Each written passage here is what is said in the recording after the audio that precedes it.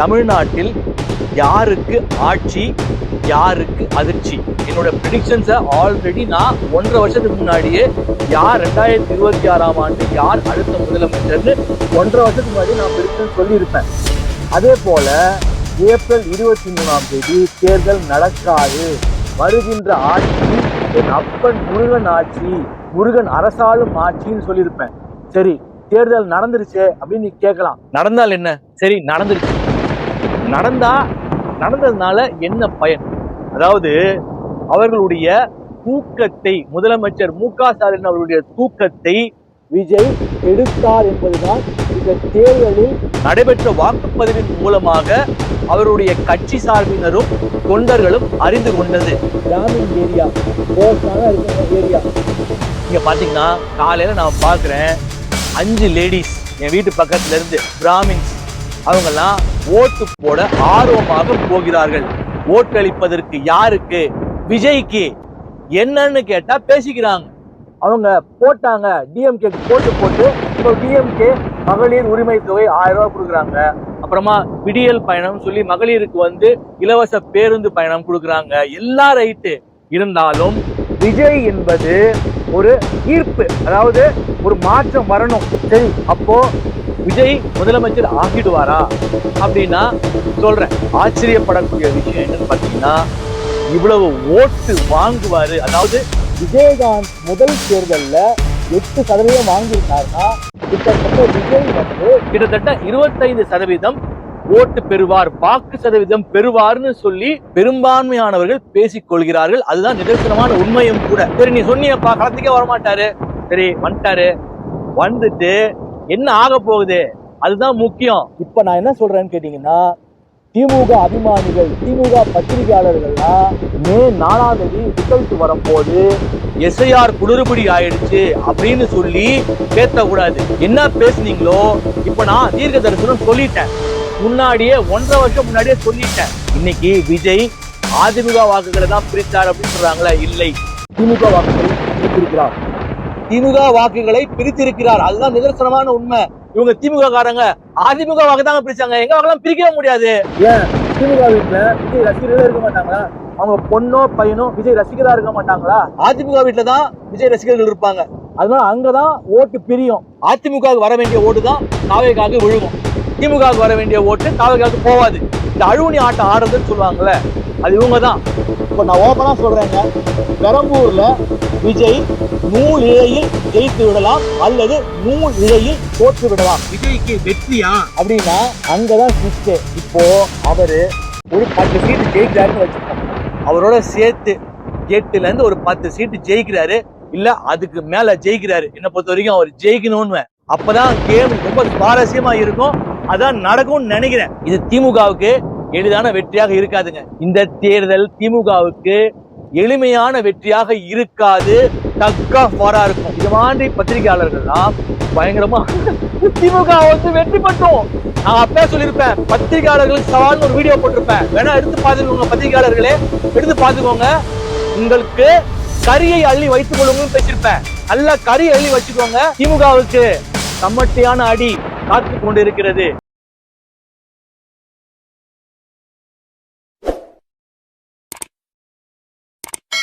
அனைவருக்கும் வணக்கம். எல்லாம் வல்ல இறைவனுக்கு நன்றி. நான் உங்கள் ஜோதிட ஞானி ஏஎல் சூர்யா. இந்த வீடியோட தலைப்பு என்னன்னு பாத்தீங்கன்னா, தமிழ்நாட்டில் யாருக்கு ஆட்சி, யாருக்கு அதிர்ச்சி? ரொம்ப முக்கியமான தலைப்பு. அதாவது மே 4ஆம் தேதி ரிசல்ட் வரப்போகுது.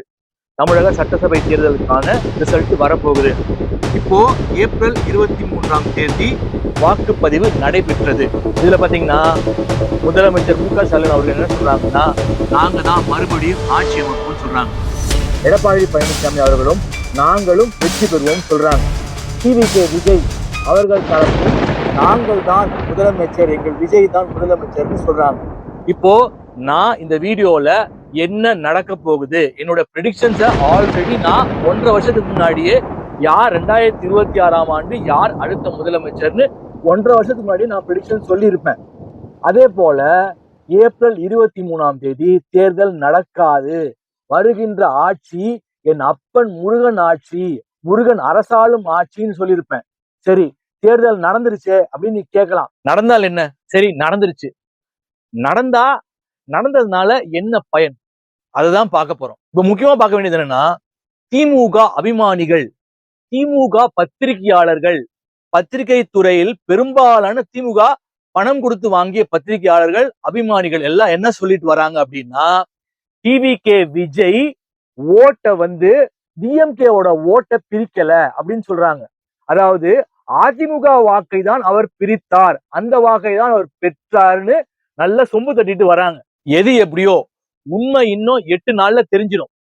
அதாவது அவர்களுடைய தூக்கத்தை, முதலமைச்சர் மு.க.ஸ்டாலின் அவர்களுடைய தூக்கத்தை விஜய் கெடுத்தார் என்பதுதான் இந்த தேர்தலில் நடைபெற்ற வாக்குப்பதிவின் மூலமாக அவருடைய கட்சி சார்பினரும் தொண்டர்களும் அறிந்து கொண்டது.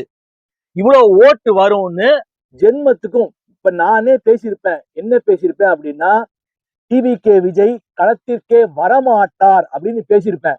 அப்ப நீங்க பல பேர் கேட்கலாம், அவருக்கு அரசியல்லையும் தோல்வின்னு சொன்ன, களத்துக்கே வரமாட்டாருன்னு சொன்ன அப்படின்னு நீங்க கேட்கலாம். அதாவது அவரும் நடிகர் ரஜினிகாந்தை போல அவர் வாயிலே வடை சுட்டுட்டு கடைசியில வராம போயிடுவார் அப்படிதான் பல பேர் பேசிக்கிட்டு இருந்தாங்க. ஆனால் அவர் அப்படி இல்லாம கட்சியில 2 தொகுதியில போட்டியிட்டு இன்றைக்கு வெற்றி பெறுவாரா அப்படின்னு ஒரு பேச்சு அடிபட்டு கொண்டிருக்கிறது. அதாவது பாத்தீங்கன்னா, இவங்க என்ன சொல்லி மனசை தேத்திக்கிறதுன்னு சொல்லுவாங்கல்ல, திமுக வாக்கு பிரிக்கப்படல அப்படின்னு சொல்லி ஆறுதல் படுத்திக்கிறாங்கன்னு சொல்லலாம். ஆனால் உண்மையாக பார்த்தா கிட்டத்தட்ட விஜய்க்கு என் வீடு டி நகர் அப்படின்னா பிராமின் ஏரியா, போஸ்டான இருக்குங்க ஏரியா. இங்க பாத்தீங்கன்னா காலையில நான் பாக்குறேன் 5 லேடிஸ் என் வீட்டு பக்கத்துல இருந்து பிராமின்ஸ், அவங்க எல்லாம் ஓட்டு போட ஆர்வமாக போகிறார்கள். ஓட்டளிப்பதற்கு யாருக்கு? விஜய்க்கு. என்னன்னு கேட்டா பேசிக்கிறாங்க. அவங்க போட்டாங்க, டிஎம்கேக்கு போட்டு இப்ப டிஎம்கே மகளிர் உரிமை தொகை 1000 ரூபாய் கொடுக்குறாங்க. அப்புறமா விடியல் பயணம் சொல்லி மகளிருக்கு வந்து இலவச பேருந்து பயணம் கொடுக்குறாங்க. எல்லா ரைட்டு இருந்தாலும் விஜய் என்பது ஒரு ஈர்ப்பு, அதாவது ஒரு மாற்றம் வரணும். இந்த பத்திரிகையாளர் என்ன சொல்றாங்கன்னா, ஆட்சியில அதிருப்தி இல்ல. முன்னாடியாவது பாத்தீங்கன்னா ஒரு முறை ஆட்சி செய்த பிறகு 2வது முறை வரமாட்டாங்க, சரித்திரத்திலே திமுக வந்தது கிடையாதுன்னு சொல்றாங்க. அதே மாதிரி அதிருப்தினா இந்த கரண்ட் எல்லாம் கட் ஆகும். ஒரு 10 ஆண்டுகளுக்கு முன்னாடி 2016ஆம் ஆண்டு பாத்தீங்கன்னா 1 மணி நேரம் தினசரி கரண்ட் கட் பண்ணுவாங்க.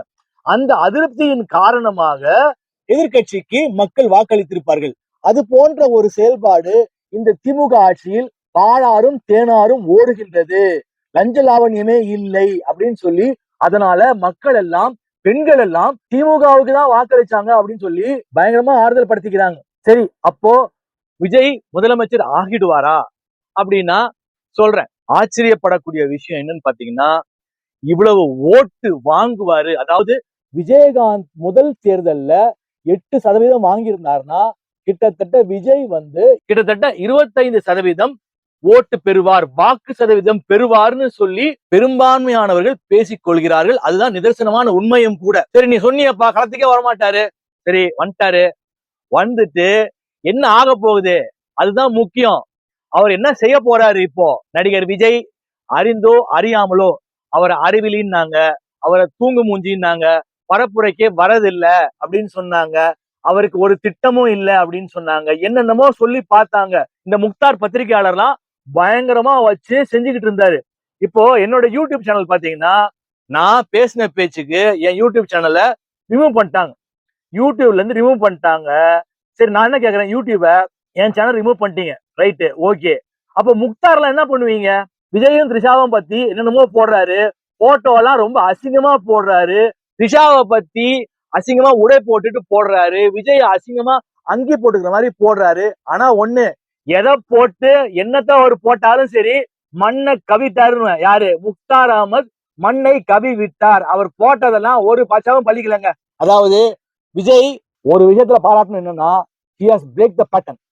he has break the pattern. அதாவது அந்த தொன்று தொட்டு அந்த ஜீனுன்னு இருக்கும், திராவிட கட்சிகள் தான் போடுவோம் அப்படின்ற மாதிரி அந்த பேட்டர்னை உடைச்சிட்டாரு. அதே போல முதல்ல வாக்கு சதவீதம் அதிகரிச்சிருக்கு, ஆனா பெரிய அளவுல அதிகரிக்கல.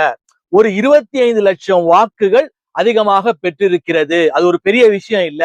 எஸ்ஐஆரால தான் இந்த வாக்கு சதவீதம் அதிகரிச்சிருக்கு அப்படின்னு சொல்லி பேசிக்கிட்டு இருக்காங்க. இப்ப நான் என்ன சொல்றேன்னு கேட்டீங்கன்னா, திமுக அபிமானிகள், திமுக பத்திரிகையாளர்கள்லாம் மே 4ஆம் தேதி ரிசல்ட் வரும்போது எஸ்ஐஆர் குளறுபடி ஆயிடுச்சு அப்படின்னு சொல்லி பேசக்கூடாது. என்ன பேசுனீங்களோ இப்ப நான் தீர்க்க தரிசனம் சொல்லிட்டேன்.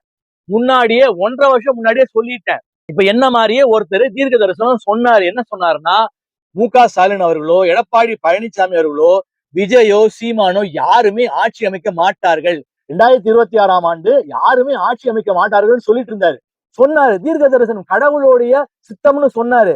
இப்ப பாக்குறேன் இன்னைக்கு காலையில மாத்தி சொல்றாரு. நான் அப்படிலாம் மாத்திலாம் சொல்ல மாட்டேன். கடவுள் வார்த்தை என்றால் அது கடவுளின் வார்த்தை. நான் ஆல்ரெடி அகத்தியர் நாடியில வந்ததை யார் ஆட்சி அமைக்க போறான்றதை நான் படிச்சுட்டேன். அதை பார்க்காதவங்க அந்த வீடியோ எடுத்து பாத்துக்கோங்க. இன்னொன்னு, என்னுடைய 1 லட்சம் கிட்டத்தட்ட 1 லட்சம் சப்ஸ்கிரைபர்ஸ் இருக்கக்கூடிய அந்த சேனலை யூடியூப் தூக்கிட்டாங்க. இனிமே இந்த சேனல்ல தான் நம்ம வீடியோ எல்லாம் வரும். அதனால சப்ஸ்கிரைப் பண்ணாதவங்க இந்த சேனல் சப்ஸ்கிரைப் பண்ணி பாருங்க. சொல்ல முடியாது, அதே மாதிரி இந்த சேனல்லையும் தூக்குனாலும் தூக்கிடலாம். அதனால Facebookல ஏஎல் சூர்யா அப்படின்ற அந்த லிங்க்குக்கு வந்துருங்க. சென்சிட்டிவான கண்டென்ட்லாம் இனிமே Facebookல தான் போடுவேன். இப்ப நாம பேசுனதே தூக்கிட்டாங்க அப்படின்னா முக்தார்லாம் என்னென்னமோ பேசுறாரு, அப்ப அதை தூக்கி இருக்கணும்ல யூடியூப். சரி ரைட்டு, எது எப்படியோ நம்மளால சும்மா இருக்க முடியாது. என்னோட சாரம் கொஞ்சம் அக்ரெசிவா தான் இருக்கும். நான் அக்ரெசிவா தான் அடிப்பேன்.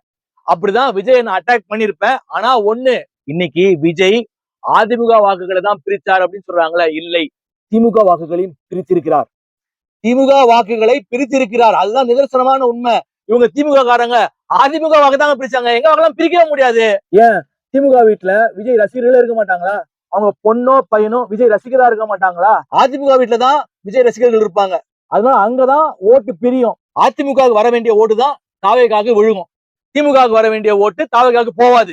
இந்த அழுவுனி ஆட்டம் ஆடுறதுன்னு சொல்லுவாங்கல்ல, அது இவங்க தான். சொல்ல முடியாது. ஆல்ரெடி துறைமுகம் தொகுதி நான் சொல்லியிருப்பேன். எங்க அப்பாவோட நண்பர் சினோரா அசோக், அங்க ஏகப்பட்ட கலவரம். சேகர் பாபுக்கும் சினோரா அசோக்குக்கும் கள்ள ஓட்டு போட பார்த்தார்கள், மிரட்டினார்கள், பெரும் பிரச்சனை ஏற்பட்டது. நல்லா தெரிஞ்சுக்கோங்க, இவங்க தோக்க போறாங்க அப்படின்னா கலவரம் கூட பண்ணுவாங்க. இப்ப ஆல்ரெடி எடப்பாடி பழனிசாமி அவர்கள் சொல்லியிருக்காங்க, ஓட்டு எண்றதுக்கு முன்னாடி கவனமா இருக்கணும். ஏன்னா இவங்க எதை வேணா பண்ணுவாங்க. இவங்க தோக்க போறாங்கன்னு தெரிஞ்சு போச்சோ, ஆல்ரெடி இவர்கள் பீதி அடைந்திருக்கிறார்கள். முதல்வர் மு.க. ஸ்டாலின் பீதி அடைந்திருக்கிறார். சும்மா வேணா மார் தட்டிக்கலாம். It will be a clean sweep. அதெல்லாம் ஒண்ணும் காட்ட முடியாது, விஜயால ஒண்ணும் காட்ட முடியாதுன்னு இப்ப நான் ஓபனா சொல்றேங்க. பெரம்பூர்ல விஜய் நூல் இழையில் ஜெயித்து விடலாம் அல்லது நூல் இழையில் தோற்று விடலாம். சரி ரைட்டு.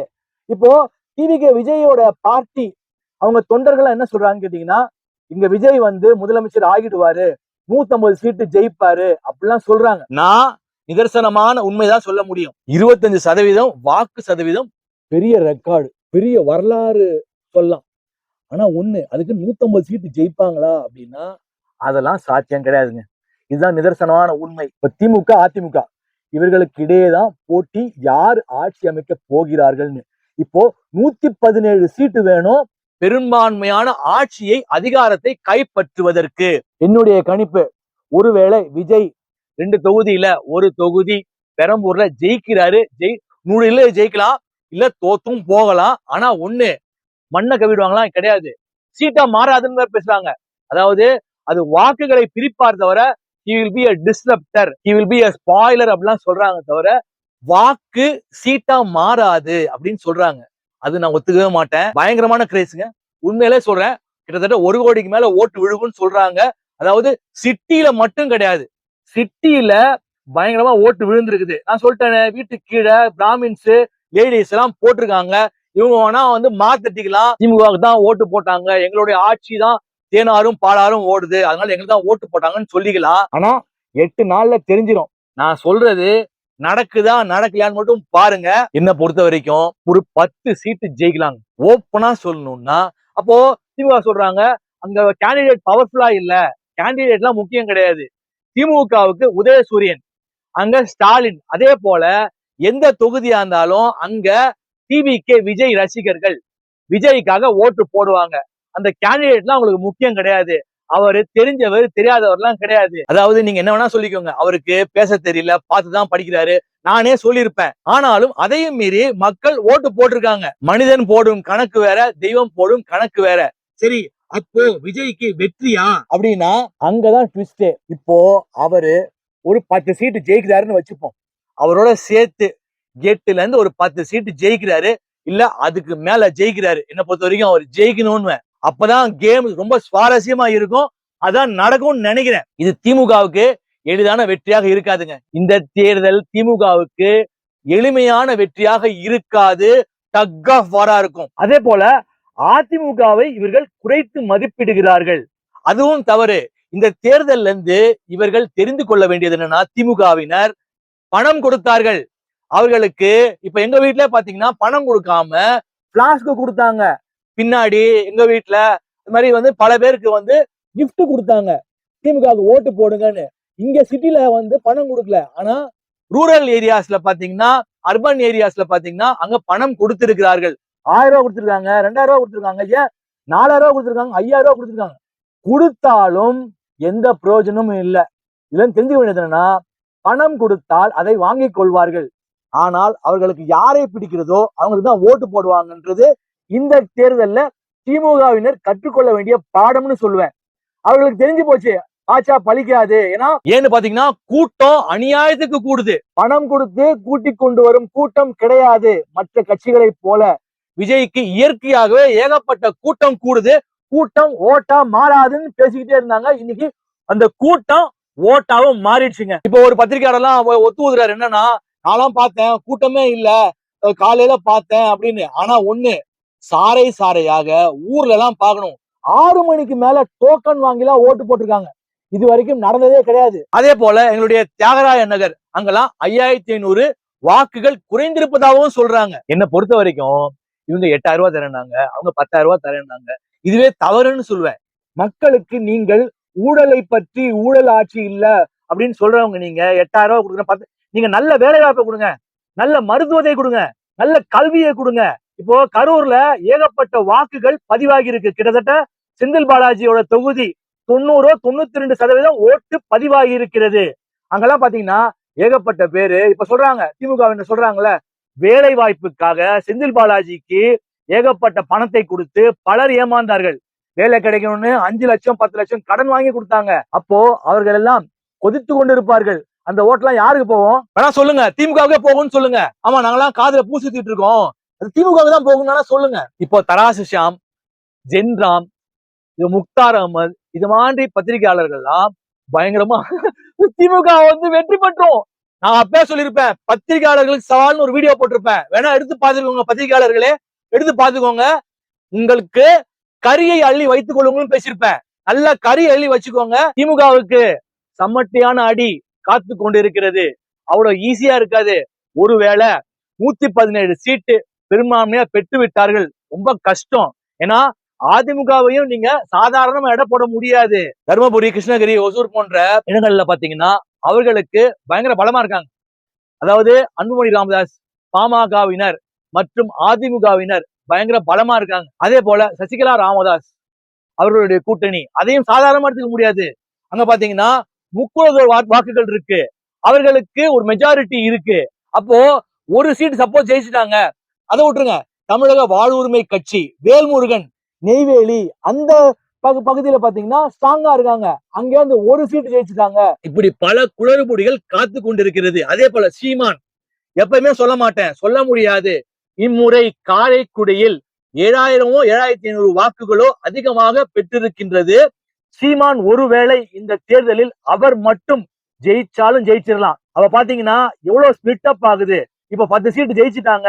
அதனால டிவி கேக்கு என்ன பிரயோஜனம்னா, என்னை பத்தி ஜெயிக்கணும்னு சொல்லியிருப்பேன்ல, ஒரு பிரயோஜனமும் கிடையாது. இப்போ சில பேர் சொல்றாங்க என்னன்னா, டிஎம்கேல போய் அவர் வந்து சேர்ந்துருவாரு, அவர் செல்பிஷ், அதெல்லாம் வாய்ப்பே கிடையாது. திமுகவை எதிர்த்து பேசிவிட்டு எப்படி போய் அவர் ஆதரவு கொடுப்பாரு ஆட்சி அமைக்கிறதுக்கு? அதே போல ஸ்டார் கேண்டிடேட்ஸ் எடப்பாடி பழனிசாமி, முக ஸ்டாலின், அவங்களாம் தோக்கவே மாட்டாங்க, அவங்க ஜெயிச்சிருவாங்க. ஏன்னா எடப்பாடியில பாத்தீங்கன்னா கிட்டத்தட்ட 92.4% வாக்கு பதிவாகி இருக்கிறது. திமுக பாத்தீங்கன்னா என்னன்னா, தேமுதிக ஒரு பெரிய பலம், ஒரு 10 சீட்டு கொடுத்தாங்க. ஆனால் விஜயகாந்தோட அதிருப்தி இருக்குது. விஜயகாந்துக்கு ஒரு மாஸ் கிரௌட் இருக்கு. இன்ன வரைக்கும் விஜயகாந்த ஏகப்பட்ட பேர் பிடிக்கும்.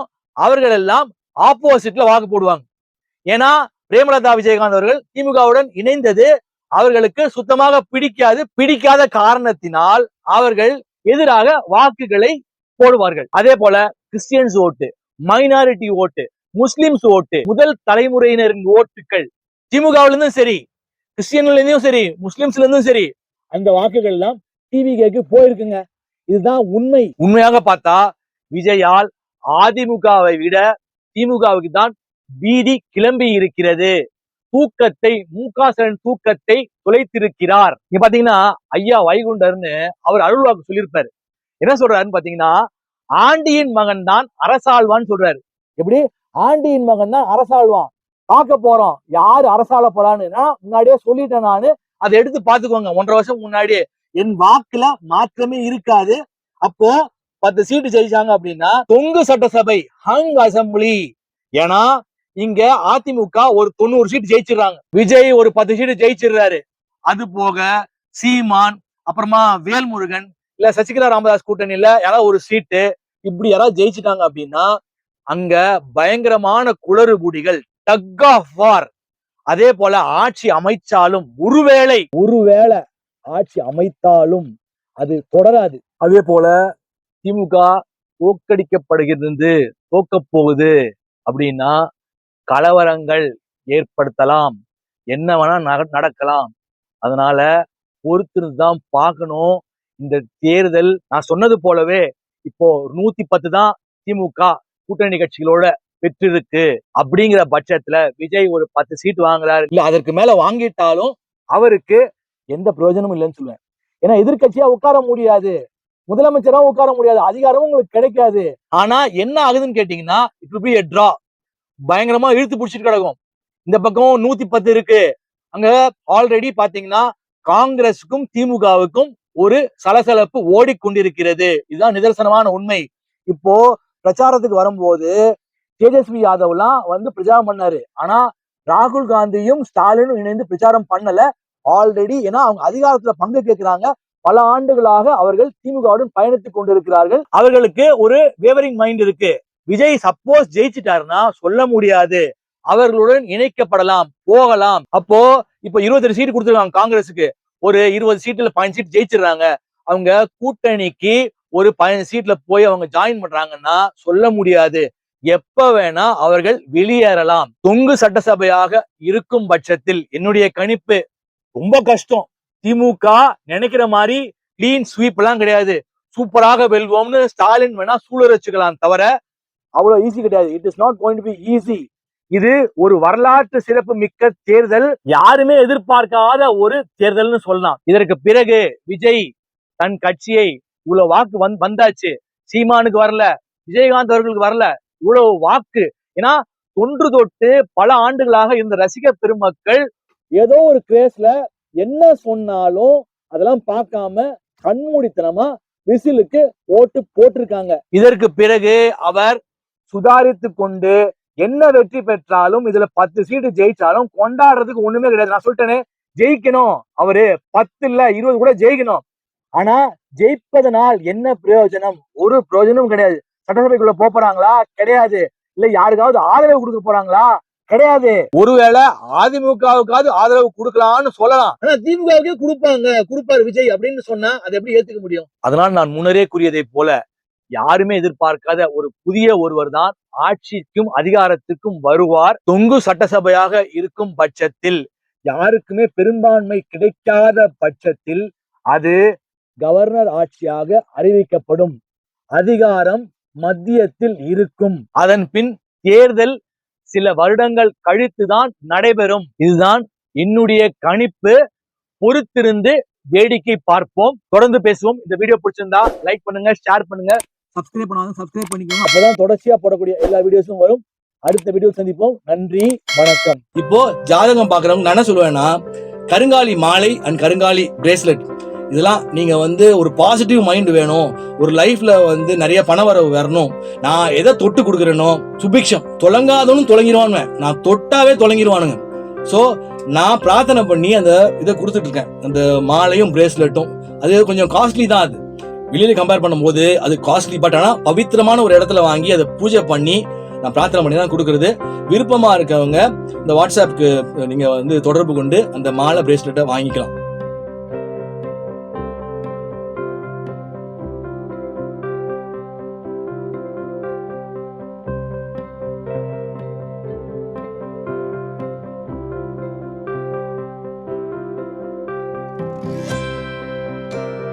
இதை போன்று மேலும் பல அபரிமிதங்களுடன் உங்களுக்கு ஆற்றலாகவும் நம்பிக்கை ஒளியாகவும் ஏஎல் சூர்யா. இந்த பதிவு உங்களுக்கு பிடித்திருக்கும் பட்சத்தில் இதனை உங்கள் நண்பர்களுக்கும் நல் உறவுகளுக்கும் பகிர்ந்து அவர்கள் வாழ்வை ஒளிரச் செய்து பிரபஞ்சத்தின் ஆசீர்வாதங்களை அபரிமிதங்களாக